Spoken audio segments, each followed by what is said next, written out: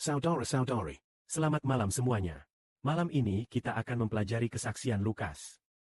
Sangat ajaib, kesaksian Matius, kesaksian Lukas. Yohanes bersaksi bahwa ketiga buku kesaksian ini adalah yang selalu harus kita pelajari secara bergantian. Adapun kesaksian Markus, saat saudara Sibao mempersiapkan Alkitab pencegahan wabah itu, secara khusus menggabungkan bagian penting dari kesaksian Markus ke dalam kesaksian Matius. Meskipun kita juga punya buku kesaksian Markus, ada yang tersendiri, yang ini, gulungan kitab ini. Tetapi biasanya setelah kita belajar Matius, Markus sudah seluruhnya tercakup.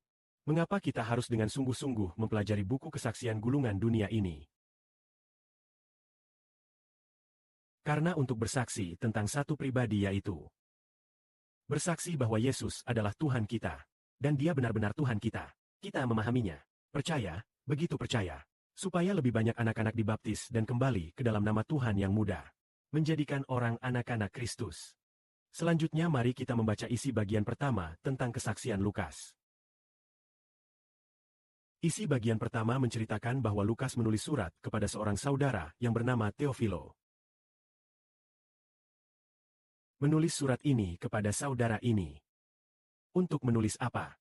Menulis adalah ingin membuat saudara ini mengatakan bahwa tentang kebenaran yang didengar saudara ini itu nyata dan dapat dipercaya. Artinya, tentang kebenaran Yesus Kristus yang didengar saudara Teofilo adalah nyata dan dapat dipercaya.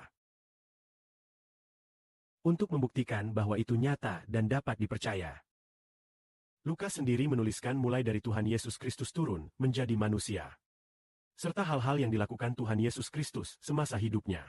Serta Tuhan dibunuh lalu bangkit pada hari ketiga. Setelah kebangkitan, semua perkataan yang diajarkan kepada murid-murid, semuanya dicatat, semuanya diteliti, semuanya dituliskan. Satu persatu menurut urutan waktu atau ya urutan tempat. Mencatat semua hal tentang Tuhan Yesus, hal-hal yang dilakukan dilakukan. Siolarola, Saudara yang disebut Teofilo ini, setelah membiarkan dia membaca buku kesaksian yang ditulis Lukas ini, itu membuat hati saudara ini dalam percaya kepada Tuhan menjadi lebih teguh. Membuat dia mengerti bahwa Yesus yang dipercayanya ini benar-benar adalah Tuhan kita, adalah anak Allah. Supaya Lukas memahami hal ini.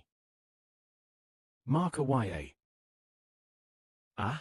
Pada awalnya Lukas menjelaskan kelahiran seorang. Orang ini ternyata bukan Tuhan Yesus, melainkan lebih dulu berbicara. Ada seorang yang membuka jalan bagi Tuhan Yesus. Orang ini adalah Yohanes yang menumpahkan darah. Lalu bagaimana Yohanes yang menumpahkan darah itu lahir? Pertama-tama dikatakan bahwa orang tuanya adalah keturunan Harun. Ayahnya bernama Zaharia. Ibunya bernama Elisabet. Tetapi Zaharia dan Elisabet keduanya adalah orang yang takut akan Allah. Dan juga semuanya dengan tekan di dalam. Bait susi melayani Allah. Di mata Allah tidak bersela.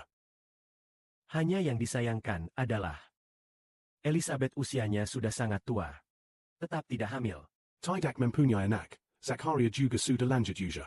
Mereka berdua begitu mengasihi Allah, begitu tekun melayani Allah, tetapi justru tidak punya putra maupun putri. Maka tidak punya dan perempuan penyihir itu. Suatu hari Zakaria membuang undi. Karena dia adalah seorang imam. Dengan undi dia bisa masuk ke dalam bait suci untuk mempersembahkan dupa kepada Allah. Ketika dia mendapat undian kekeman itu.